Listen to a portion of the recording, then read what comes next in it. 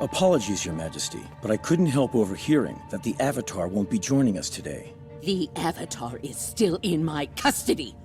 However, eavesdropping on royal conversations will land you in a cell right next to those boys you brought in. Now, if you value your freedom, you'll tell me where the airbenders are right now. That wasn't the deal. Sometimes, an episode of television is a complete work, where every part of it is in harmony with every other part, every scene leading to the next, cause and effect, beginning and end, all encompassing. And sometimes an episode of television is a single moment, one scene that defines it so completely you forget about everything else that happened, because that stuff's not important, only this moment. Long Live the Queen is the 10th episode of The Legend of Korra's third book, which is either the second or third season depending on how you count things. The 36th episode overall. Written by Avatar regular Tim Hedrick and directed by Mel Zwire, the episode originally premiered for streaming on Nick.com on August 8th, 2014, and then on the Nicktoons channel on October 7th. The episode never actually aired on Nickelodeon. A number of factors saw the show pulled from the channel on July 25th of that year, becoming a digital exclusive for a little while. Long Live the Queen was the second of the post-Nickelodeon episodes. Don't worry, this kind of thing still qualifies for a sample platter. All that's required is that the show itself aired on the channel in some capacity. We can be a little wibbly-wobbly on the individual episodes themselves. Being a very serialized series, some story context is needed. I don't usually give spoiler warnings for these videos, but The Legend of Korra is still new enough and accessible enough that if it's been on your to-watch list for a while, you might want to give this video a skip.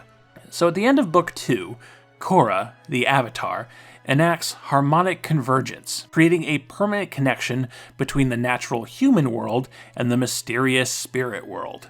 Among other side effects, this results in a large population of non-benders, those who cannot manipulate the elements, aka normal people, suddenly becoming airbenders, which is a big deal as airbending is effectively extinct at this point.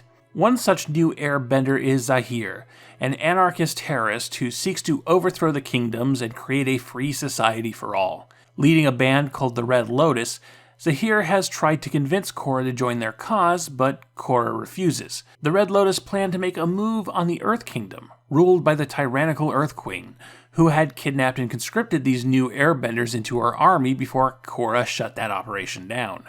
Most of what actually happens in Long Live the Queen is pretty inconsequential. Mako and Bolin are in the Earth Kingdom prison, just kind of chilling and goofing off. Okay, here I go. Metal bending!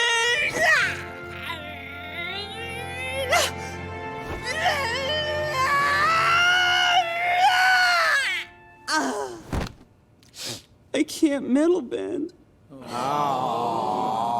Korra and Asami are captured by Earth Kingdom authorities, but manage to crash the airship into the desert. However, a giant sand beastie threatens the crew, and Korra isn't going to leave them to die, so they improvise a sand skiff and make a mad dash to civilization.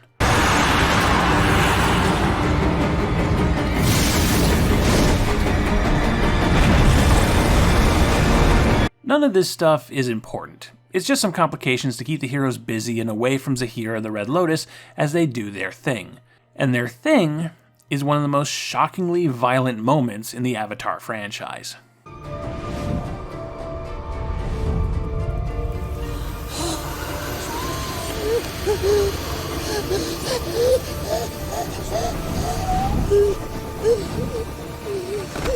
You think freedom is something that you can give or take on a whim. But to your people, freedom is just as essential as air. And without it, there is no life. There is only darkness. This isn't the first character death in the series, not by a long shot. This isn't a beloved character dying. The Earth Kingdom Queen was proper evil and needed to be taken care of some way or another. I'd argue it's not even the franchise's most gruesome bender-induced suffocation. I'd give that to Admiral Zhao in the live-action movie. It's rare to compliment anything about the film. Hooray, you did suffocation well. But that was a movie in theaters, and this is a scene that, well, didn't air on Nickelodeon, but was intended to air on Nickelodeon, a channel that has had very little graphical violent programming in its 44-year history. Within the context of the show, this is the first time we see airbending used lethally outside of self-defense, and we come face to face with just how scary airbending can be. There's a lot of extreme forms of bending out there, including metal bending for earthbenders, combustion bending for firebenders, and especially blood bending for waterbenders. But those things usually require a great deal of special training, and only a scant few ever manage it. Pulling the breath out of someone's lungs doesn't require that kind of training for an airbender. Zahir couldn't even airbend until a few months ago. It's something they can all just do, which makes airbenders incredibly dangerous. We never got a sense of that in the show before. All airbenders up to this point have been good guys. Aang and his family, Korra, and the airbenders the Queen had kidnapped. This one moment adds a lot of context to the history of airbenders, how dangerous they would have been if they hadn't adopted a peaceful, monk-like culture, how much the Fire Nation would have had to surprise them to even have a chance against them in deadly combat. It tells us why the Fire Nation eliminated them instead of colonizing them like they did the Earth and Water Nations. In this one scene, the world of the Avatar becomes just a little bit colder, even if it's an evil person who dies, even if it was done in the name of overthrowing tyranny. Attention, citizens of Ba Sing Se. I have an important announcement to make. Moments ago, the Earth Queen was brought down at the hands of revolutionaries, including myself. I'm not going to tell you my name, because my identity's not important. I'm not here to take over the Earth Kingdom. I think you've had enough of leaders telling you what to do. It's time for you to find your own path. No longer will you be oppressed by tyrants. From now on, you are free. I deliver Ba Sing Se back into the hands of the people. The Legend of Korra has complicated politics, and we don't have time to get into them in depth here. But I want to touch on the figure of Zahir and his actions. Zahir is voiced by your mom's favorite punk rocker, Henry Rollins. I don't think he's ever identified himself as an anarchist, but Rollins does subscribe to a lot of progressive politics. He's anti-war, pro-LGBTQ issues, he's a Bernie Sanders supporter, which for the American right wing may as well be anarchy. There is clearly intent with casting Rollins in this role. I wouldn't call it stunt casting per se, but evocative casting, where if you know who it is, it adds a thematic dimension to the work by association. Henry Rollins has a punk rock background.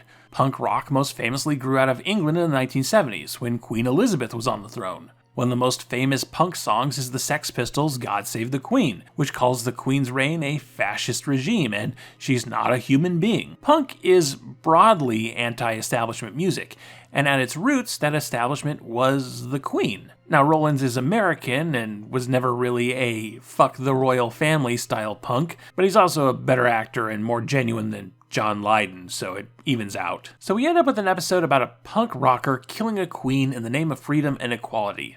That's kinda cool, even if the show as a whole falls into a very centrist take on all of this, even though Zahir is ultimately the season's main villain.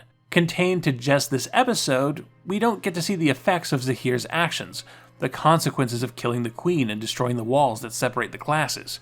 We can take it as righteous action, but we're probably not going to. Avatar: The Last Airbender also dealt with a conflict against a tyrannical leader, and Aang the Avatar spent many episodes conflicted over the fact that he would probably have to kill the Fire Lord. When Aang ultimately doesn't, when he finds a way to overthrow him but spare his life by taking away his firebending powers, that set a standard, a line that the show says should never be crossed. Killing truly evil people in power is wrong, full stop. Just take their power away. Of course, that's not an even comparison. Zahir doesn't have Aang's ability to sap the bending powers from someone. He isn't the Avatar. He doesn't have the privilege of being able to fight oppression without violence. For him, there's only two options: submission or resistance. But Korra is the Avatar, and the Avatar believes in that very specific way. There is a vast discussion to be had about the Legend of Korra, the most overtly political show to ever air on Nickelodeon. Long Live the Queen, in its single moment of revolutionary violence, is proof enough of that. It's a show that demands conversation, but that conversation is going to have to wait for another day. This was just a sample.